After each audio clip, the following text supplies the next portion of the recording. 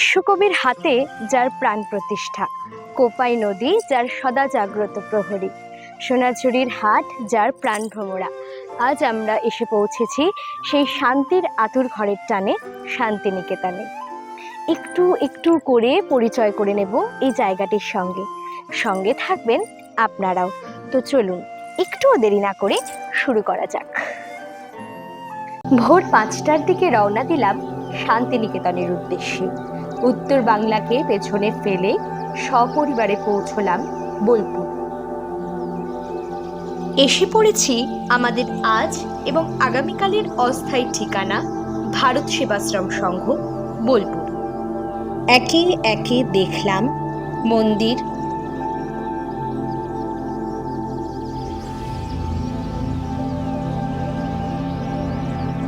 ছাত্রাবাস, ধর্মশালা,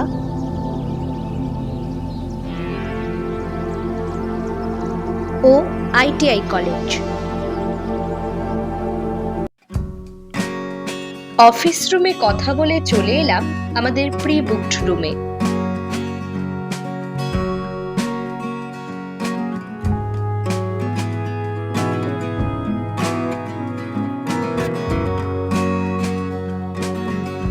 ব্যালকনি থেকে দেখতে পেলাম ফ্রুটস গার্ডেন।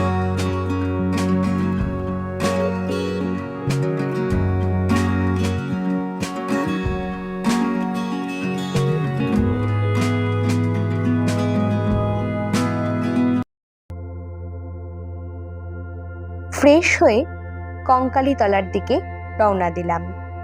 পার্কিং এরিয়ায় গাড়ি রেখে বাইরের দোকানগুলো দেখতে দেখতে মন্দিরের ভেতরে ঢুকলাম।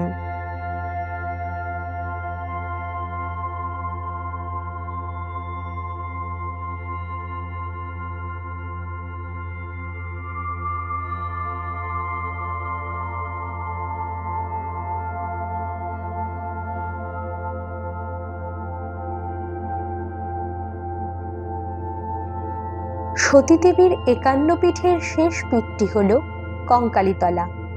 এখানকার প্রধান আকর্ষণ হল কুণ্ড।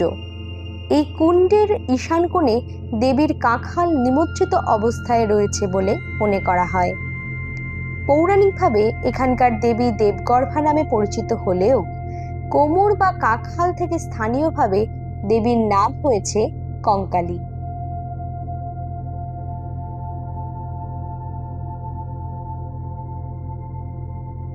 চৈত্র সংক্রান্তি, পৌষ সংক্রান্তি ও কৌশিকী অমাবস্যাতে ধুমধাম করে দেবীর পুজো হয়।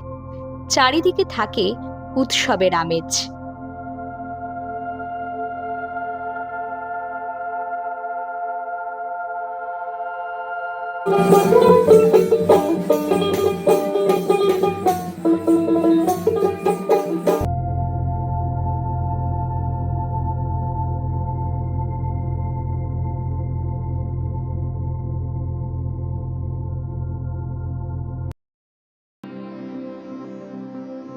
ব্রেকফাস্ট সেরে এসে পৌঁছলাম বিশ্বভারতী মিউজিয়ামে।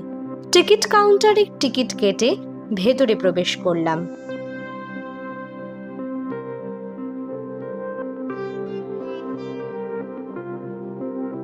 মিউজিয়ামের ভেতরে প্রবেশের অনুমতি থাকলেও ভিডিও করার অনুমতি ছিল না।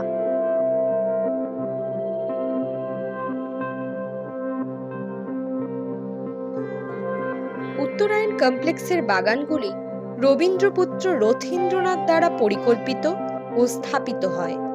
উত্তরায়ণ কমপ্লেক্স রবি ঠাকুর নির্মিত 5টি বাড়ি সমন্বিত। উদয়ন, কোণার্ক,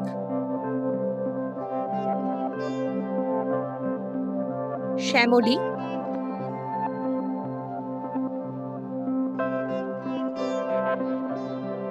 পুনশ্চ,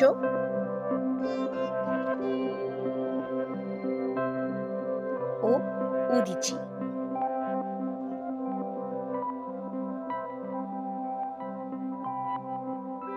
দেখলাম রবীন্দ্রনাথ ঠাকুরের ব্যবহৃত গাড়িও। চলুন বিশ্বভারতী ক্যাম্পাসের বিভিন্ন স্পট সম্বন্ধে কিছু কিছু তথ্য জেনে নেওয়া যাক।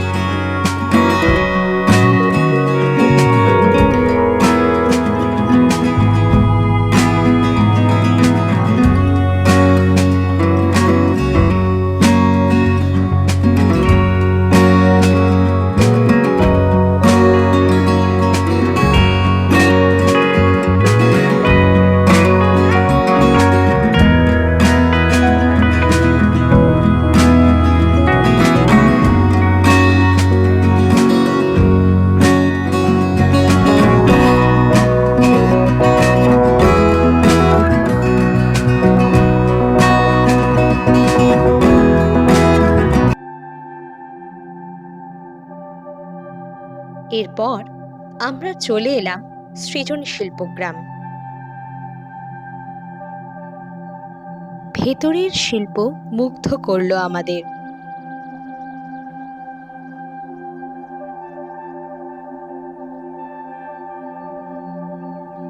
দেখলাম সযত্নে তৈরি করা বিভিন্ন মূর্তি ও বিভিন্ন ধরনের সূক্ষ্ম হাতের কাজ।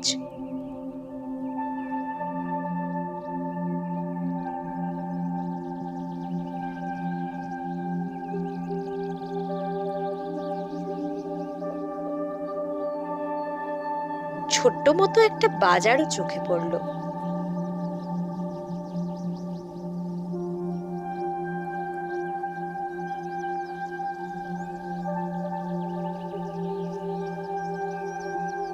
দেখতে পেলাম ছোট্ট ছোট্ট বাড়ি তৈরি করে বিভিন্ন রাজ্যের ট্র্যাডিশন তুলে ধরার চেষ্টা করা হয়েছে।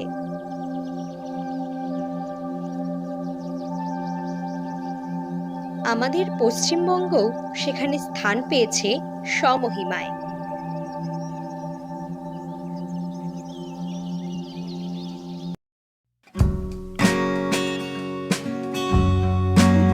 দুপুরে আমরা লাঞ্চ সারলাম আমার কুটির হেঁসেল ঘরে। প্রয়াত স্বাধীনতা সংগ্রামী সুসেন মুখার্জি কর্তৃক 1923 সালে শ্রীনিকেতনে প্রতিষ্ঠিত হয় আমার কুটির। চলে এলাম আমার কুটির সোসাইটির চর্মশিল্প বিভাগের কারখানায়।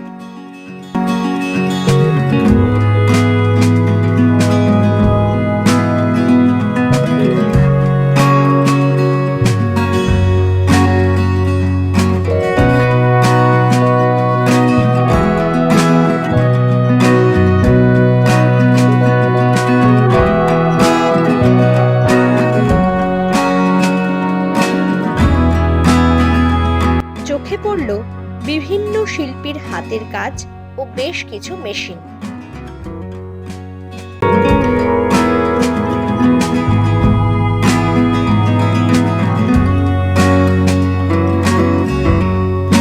এই সকল জিনিস একমাত্র পাওয়া যায় আমার কুটির শোরুমে। সেখান থেকে ইচ্ছে করলে এই সমস্ত জিনিস কেনা যায়।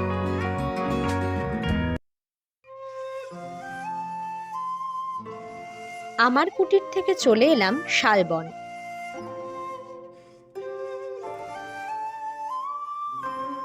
সেখানকার প্রাকৃতিক সৌন্দর্যে ছবি তোলার লোভ কি আর সামলানো যায় বলুন?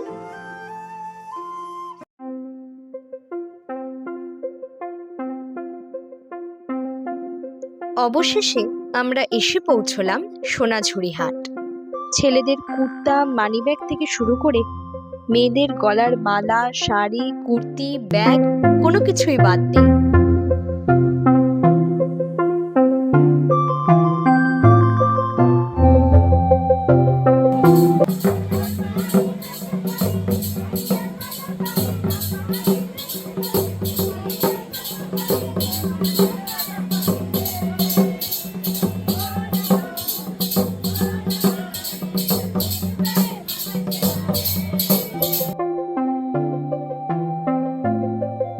প্রতিদিনই হাট বসলেও প্রতি শনি ও রবিবার এই হাট বেশি জাঁকজমকপূর্ণ হয়।